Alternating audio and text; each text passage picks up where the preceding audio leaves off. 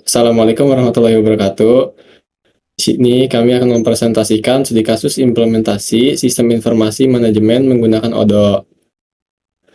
Di sini tugas presentasi ini akan dipresentasikan oleh kelompok 10, yaitu yang pertama ada saya Muhammad Arif Billah dengan NIM 607012404039. Selanjutnya ada Saya Nanda Candikya dengan NIM 607012430009.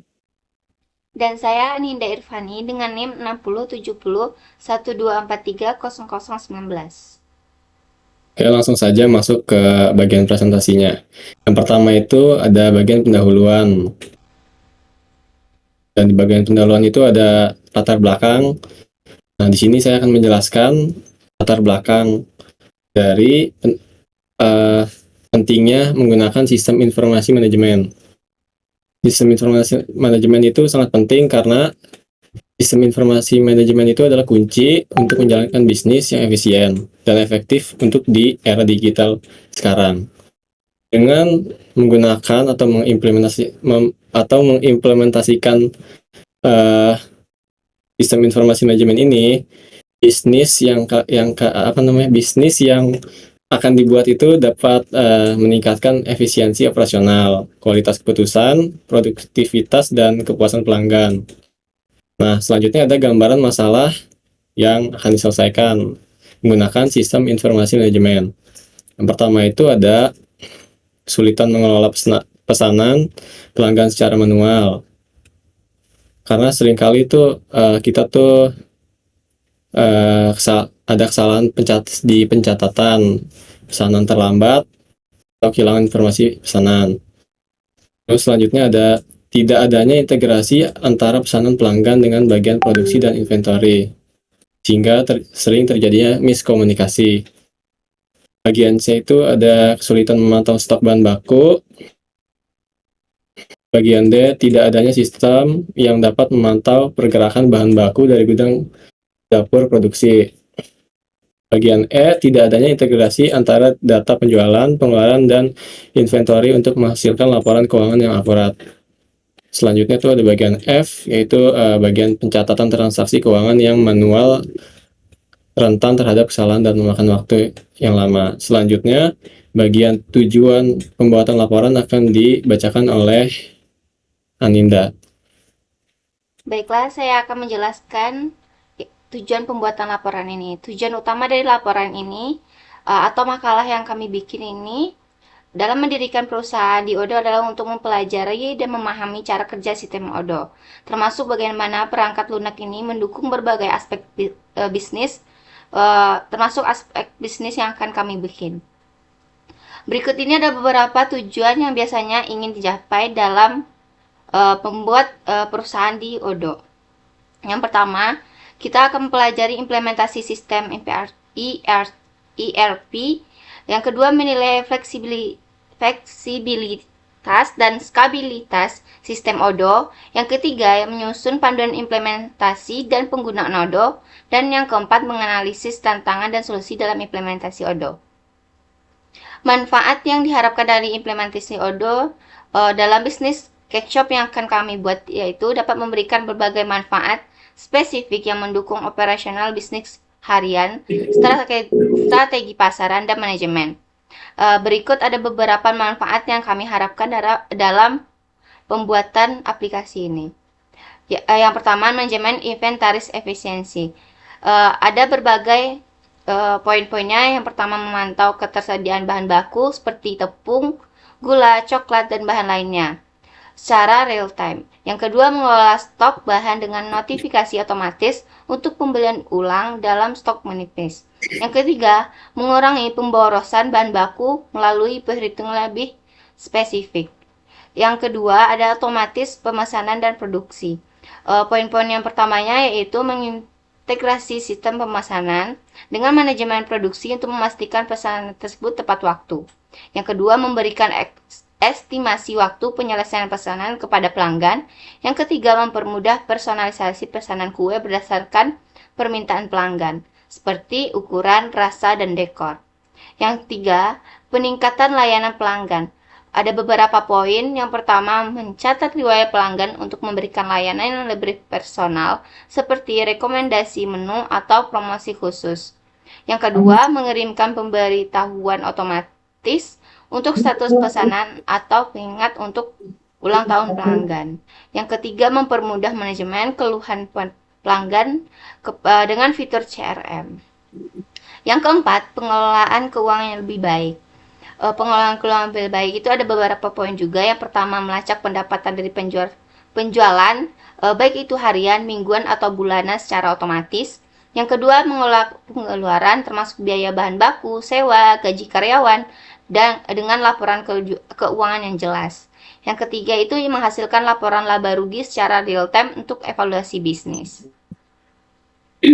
Nah, selanjutnya bagian 1.3 itu ada ruang lingkup. Yang pertama itu modul yang digunakan. Apa saja sih modul yang kami gunakan? Yaitu yang pertama ada modul sales, modul purchase, dan modul inventory. Setelah itu ada jenis data yang kami gunakan, yaitu ada master data, data transaksi, dan data pendukung. Selanjutnya itu proses data yang akan kami bahas.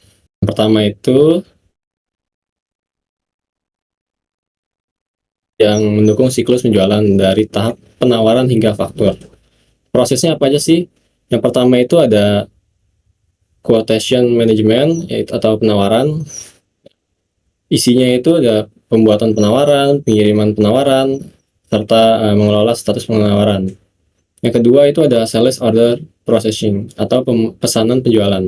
Isinya itu yaitu konversi penawaran menjadi pesanan penjualan yang setelah disetujui. Kedua, penentuan alokasi stok berdasarkan ketersediaan di gudang. Ketiga itu mengelola perubahan pada pesanan yang sudah dibuat atau amendment. Selanjutnya itu ada invoicing atau faktur penjualan. Isinya yaitu pembuatan faktur sama pembayaran oleh pelanggan dan rekonsiliasi keuangan. Selanjutnya ada delivery management atau pengiriman barang. Isinya yaitu pembuatan dokumen pengiriman, terus proses pengiriman barang ke pelanggan, dan konfirmasi pengiriman dan pembaruan stok di gudang.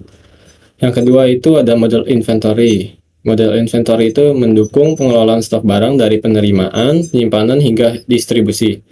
Prosesnya apa aja? Yang pertama itu ada stock moves atau pergerakan stok. Isinya pencatatan perpindahan stok antar lokasi. Terus tracking stok berdasarkan lot atau serial number.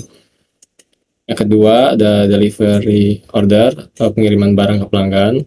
Isinya pemrosesan pengiriman barang sesuai dengan pesanan penjualan dan pembaruan sejumlah stok saat barang keluar dari gudang. Yang ketiga ada receipt order atau penerimaan barang dari pemasok. Isinya penerimaan barang sesuai dengan pesanan pembelian dan validasi stok masuk serta pembaruan sistem. Selanjutnya yaitu ada stock adjustment atau penyesuaian stok. Isinya melakukan koreksi stok berdasarkan audit fisik. Setelah itu mengelola stok yang rusak atau kadaluarsa. Selanjutnya ada inventory forecasting atau perambalan stok. Isinya menghitung kebutuhan stok berdasarkan data penjualan dan pembelian, serta mengelola minimum dan maksimum stok untuk memastikan ketersediaan. Yang ketiga yaitu ada modul purchase. Ya, modul purchase itu mendukung proses pengadaan barang atau jasa dari pemasok. Prosesnya apa aja? Yang pertama itu ada request for quotation atau RFQ, yang isinya membuat permintaan penawaran ke pemasok, mengelola daftar penawaran yang diterima dari pemasok, dan membandingkan harga serta waktu pengiriman. Yang kedua ada purchase order atau pesanan pembelian. Isinya konversi RFQ menjadi pesanan pembelian setelah disetujui, serta penentuan jadwal pengiriman barang. Yang ketiga ada good receipt atau penerimaan barang. Isinya penerimaan barang berdasarkan pesanan pembelian dan validasi jumlah barang yang diterima sesuai dengan sesuai dengan dokumen pengiriman pemasok. Yang keempat yaitu ada vendor bill processing atau faktur pemasok. Isinya pembuatan dan pengelolaan faktur dari pemasok, serta pembayaran ke pemasok berdasarkan faktur yang telah diverifikasi. Yang kelima ada vendor management atau manajemen pemasok. Pertama itu ada pemeliharaan data pemasok dan analisis kinerja pemasok berdasarkan waktu pengiriman, harga, dan kualitas. Selanjutnya ada apa aja? Selanjutnya ada interaksi antar modul. Modul sales dengan inventory, yaitu pesan penjualan atau memicu pengurangan stok di inventory. Selanjutnya ada sales, purchase, dan inventory. Isinya yaitu jika stok tidak mencukupi untuk pesanan penjualan, maka modul purchase akan memicu permintaan pembelian RFQ untuk mengisi stok di inventory. Itu ada interaksi modul purchase dengan inventory. Itu barang yang diterima dari pemasok diperbarui di modul inventory untuk meningkatkan stok. Selanjutnya yaitu ada studi kasus dan implementasi. Untuk bagian 2.1 ini yang akan dibacakan oleh Saudara Nanda. Silakan. Baiklah, di sini saya akan menyampaikan studi kasus dan implementasi. Penjelasan tentang proses yang menjadi fokus. Dalam implementasi ODO untuk Kekshop, proses yang menjadi fokus yaitu ada satu manajemen inventaris. Dalam pembuatan kue, manajemen inventaris sangat penting untuk memastikan ketersediaan bahan baku seperti tepung, telur, gula, mentega, dan bahan pelengkap lainnya. Proses ini mencakup pemantauan stok, pengadaan bahan baku, serta pengelolaan pemakaian bahan sesuai dengan produksi harian. Lalu ada manufaktur dan produksi kue. Kekshop memiliki dapur yang menghasilkan berbagai produk kue. Proses ini mencakup pembuatan adonan, pemanggangan, hingga finishing dan dekorasi. Setiap produk memerlukan waktu dan tahapan tertentu dalam produksi yang perlu dikelola dengan efisien. Lalu yang ketiga ada penjualan dan pembayaran. Penjualan dilakukan melalui berbagai saluran seperti toko fisik, pesanan online, dan pesanan khusus dari pelanggan. Setiap penjualan perlu dicatat dengan baik, baik itu pesanan reguler maupun pesanan khusus untuk acara tertentu. Lalu yang keempat ada pengiriman dan pengolahan pesanan. Pengiriman merupakan aspek penting karena banyak pelanggan yang memesan kue untuk diantar ke lokasi. Hal ini membutuhkan proses pengolahan pesanan yang cepat dan efisien. Lalu yang kelima ada pemasaran dan promosi. Kekshop perlu terus melakukan pemasaran dan promosi untuk menarik pelanggan baru dan mempertahankan loyalitas pelanggan yang sudah ada.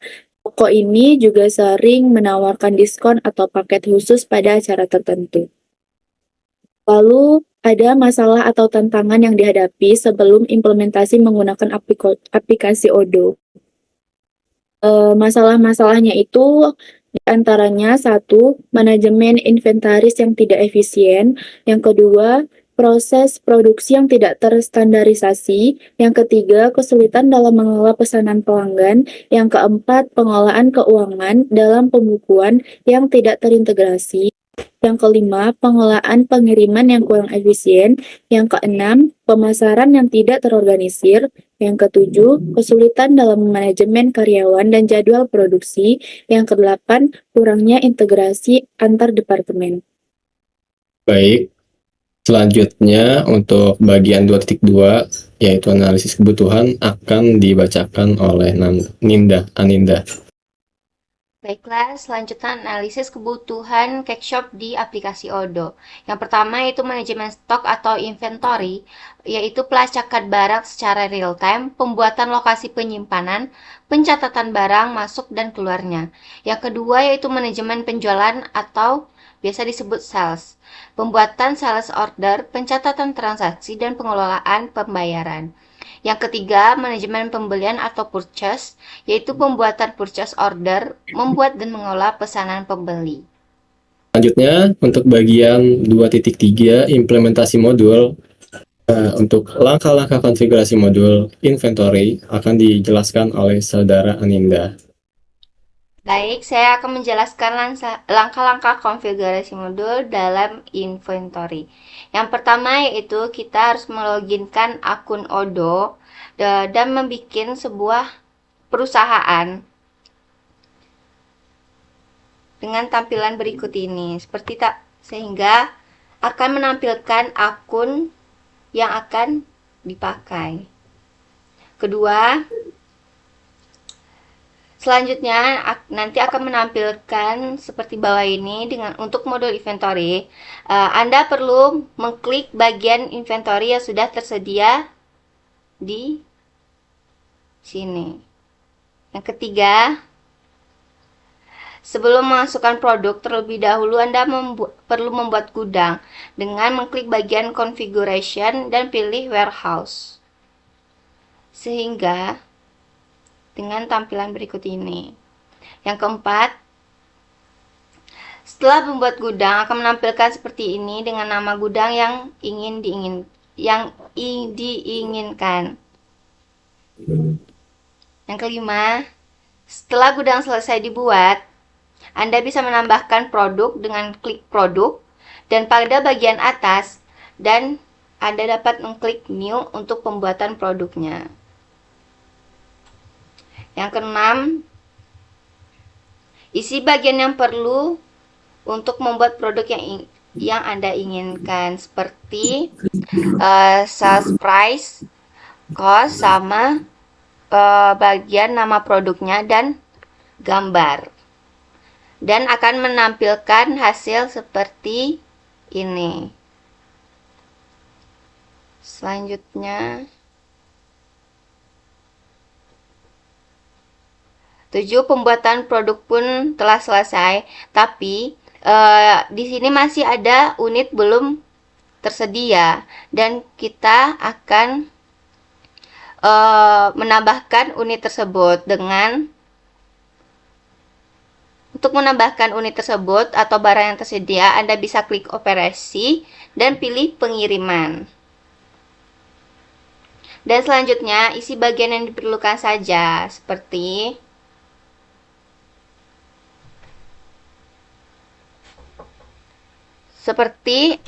nama produknya, domainnya, sama kuantitinya. Terus juga mengisi bagian schedule date. Terus nanti setelah itu klik kembali produk yang masih berstatus di draft tersebut dan klik validate untuk mengkonfirmasinya, dan Anda juga dapat mencetak tanda terimanya seperti di bawah ini. Jika berhasil, status produk tersebut akan berubah dari draft ke done, seperti gambaran tersebut dengan tanda warna hijau yang bertuliskan done. 12. Jika Anda ingin menambahkan produk dengan berbagai banyak produk lagi, Anda bisa mengulang cara tersebut sampai jumlah produk yang Anda inginkan sudah terupload seperti ini.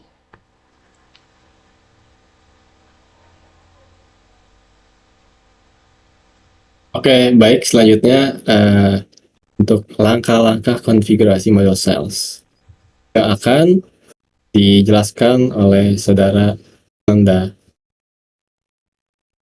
Oke, baiklah. Berikut adalah langkah-langkah konfigurasi model sales. Yang pertama, login akun Odoo ke web resmi Odoo pada browser Anda, lalu klik Start Now atau mulai sekarang. Lalu yang kedua, setelah login akun akan muncul tampilan seperti di bawah ini. Pilih menu sales, lanjutkan. Lalu yang ketiga, isilah biodata yang tersedia. Biodata terisi, klik lanjutkan di bawahnya. Lalu yang keempat, setelah masuk ke halaman berikut ini, pilihlah menu sales. Pada halaman lakukan konfigurasi dan lakukan setting. Lalu setelah men-setting, jangan lupa untuk di-save. Kemudian masuk lagi pada menu konfigurasi dan pilihlah payment providers. Lalu setelah masuk ke menu payment providers, pilihlah jenis payment yang mau. Contohnya di sini saya memilih PayPal. Install PayPal dan setelah menginstal klik aktif. Lalu setelah masuk ke bagian lakukan konfigurasi dan klik bagian produk kategoris. Setelah di produk kategoris, lakukan konfigurasi dan pilihlah bagian journals. Setelah masuk pada halaman journals, pilih menu customer lalu klik bagian customer.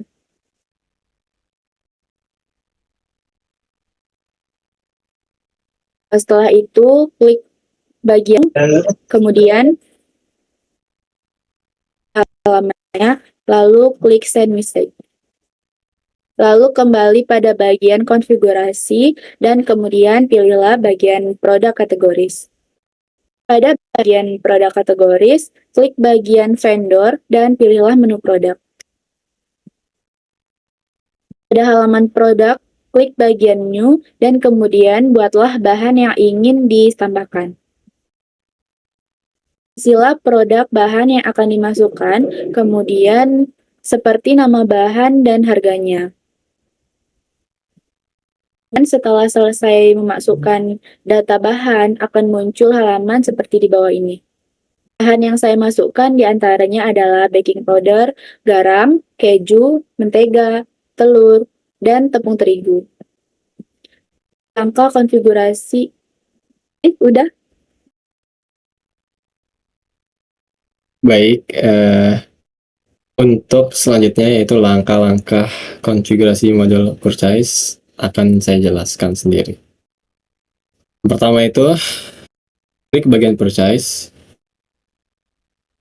Setelah mengklik bagian purchase, akan masuk untuk mengisi data supaya mendapatkan akses. Selanjutnya, klik model purchase yang telah bisa diakses. Setelah itu,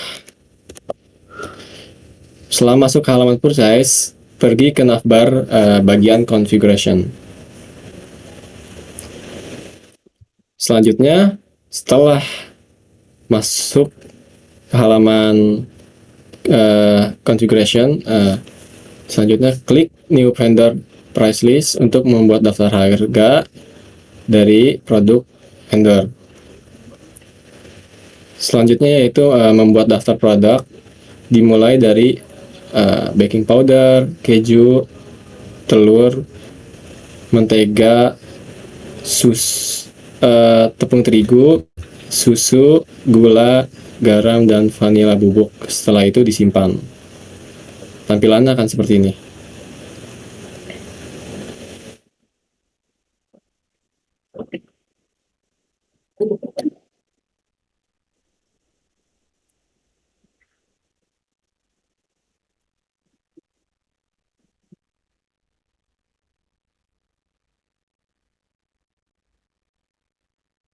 Setelah disimpan, ini adalah halaman daftar yang telah dari produk yang telah dibuat dan disimpan.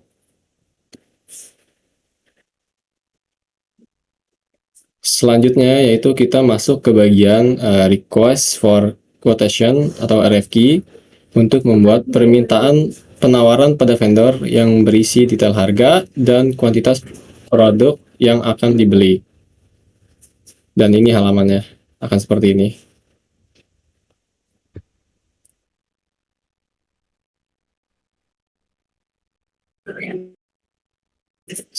Selanjutnya yaitu mengkonfirmasi pesanan dengan mengklik confirm order. Setelah itu, klik bagian receive product untuk melacak penerimaan barang yang dipesan. Tampilannya akan seperti ini.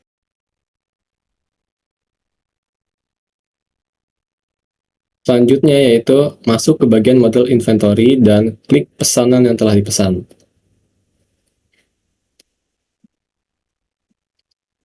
Ini ada tambahan karena produk susunya saya lupa masukin di bagian 1. Jadi saya bikin 2 secara terpisah. Setelah itu, klik bagian validate untuk memvalidasi pemesanan. Tampilannya akan seperti ini. Ini sebelum divalidate, dan ini setelah divalidate. Setelah itu, jika ingin lengkap berkasnya, kalian bisa di print, dan setelah itu masuk ke bagian purchase lagi. Setelah masuk ke bagian purchase lagi, langkah selanjutnya yaitu membuat bill dengan mengklik create bill di bagian navbar. Di sini ada create bill 1, yaitu yang tidak ada susunya, dan ini yang bawahnya itu yang ada susunya, karena saya lupa masukin di bagian 1, jadi bikin 2. Setelah itu, setelah membuat bill, selanjutnya yaitu mengkonfirmasi bill pemesanan. Tampilannya akan seperti ini.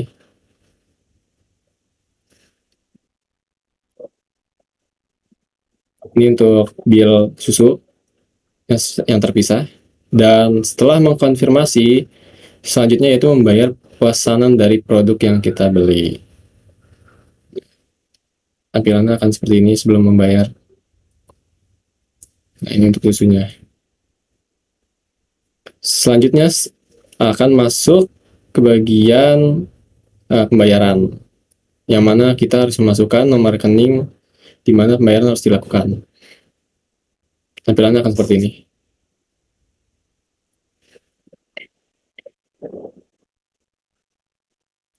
Nah, berikut adalah output dari bill yang sudah dibayar. Jika sudah dibayar, di tampilan halamannya akan muncul bacaan paid di bagian kanan, yang tandanya billnya sudah dibayar. Nah, ini untuk bill susunya yang secara terpisah. Selanjutnya yaitu mengecek status pemesanan yang telah berhasil dibayar dan dipesan. Ini halamannya. Sini statusnya sudah down, tandanya sudah dipesan, sudah diterima. Selanjutnya ini halaman dari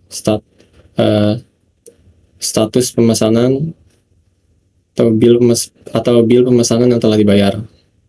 Tertulis di status ada bacaan paid dengan total 1.460.000. Untuk bagian modul purchase, langkah-langkahnya seperti itu. Selanjutnya ada bagian kesimpulan yang akan dibacakan oleh saudara Nanda. Silakan. Oke, baiklah. Kesimpulannya, ringkasan hasil utama implementasi ODO pada perusahaan Cakeshop. Implementasi ODO dengan inventory, sales, dan purchase pada Cakeshop telah memberikan dampak yang signifikan terhadap efisiensi operasional dan akurasi data. Pada modul inventory, peningkatan akurasi data persediaannya, data baku, produk jadi, dan perlengkapan lainnya tercatat secara real-time dan akurat. Minimnya kesalahan dalam pencatatan stok menghindari kekurangan atau kelebihan bahan. Lalu ada optimasi pengelolaan stok. Di antaranya sistem peringatan otomatis, stok bahan baku menipis menghindari kehabisan saat produksi. Lalu ada data persediaan memungkinkan perencanaan produksi yang lebih baik dan menghindari pemborosan. Lalu ada pelacakan masa kadaluarsa. Fitur pelacakan masa kadaluarsa membantu mencegah penggunaan bahan yang sudah melewati batas kadaluarsa, sehingga menjaga kualitas produk. Lalu pada modul sales, proses penjualan yang lebih efisien. Otomatisasi proses penjualan mengurangi kemungkinan terjadinya kesalahan manusia. Lalu peningkatan kepuasan pelanggan. Pelanggan dapat dengan mudah melakukan pemesanan dan pembayaran melalui berbagai saluran. Analisis penjualan yang mendalam. Laporan penjualan yang komprehensif membantu mengidentifikasi produk terlaris, tren penjualan dan perilaku pelanggan. Lalu pada modul purchase, pengelolaan pembelian yang terorganisir, proses pembuatan purchase order, penerimaan barang, dan pembayaran kepada supplier menjadi lebih terstruktur. Lalu perbandingan harga dari berbagai supplier memudahkan dalam memilih pemasok yang paling menguntungkan. Lalu pengurangan estimasi jumlah berdasarkan dan stok yang ada membantu mengurangi biaya penyimpanan. Lalu negosiasi harga yang lebih baik dengan supplier dapat dicapai berkat data historis pembelian. Apakah Odo efektif untuk menyelesaikan masalah identifikasi? Tentu saja, karena Odo sangat efektif untuk menyelesaikan masalah implementasi modul inventory, sales, dan purchase pada perusahaan Kexop. Odo dirancang sebagai sebuah sistem ERP yang sangat fleksibel dan dapat disesuaikan dengan berbagai jenis bisnis, termasuk Kexop. Modul-modul inventory, sales, dan purchase telah terintegrasi dengan baik dalam Odo, sehingga dapat mengatasi berbagai tantangan yang sering dihadapi oleh bisnis kuliner Kexop. Berikut adalah alasan mengapa sangat efektif untuk Kexop. Manajemen persediaan yang akurat, modul inventory membantu melacak bahan baku, produk jadi, dan pembelinya dengan modul dengan sangat detail. Fitur seperti peringatan stok rendah,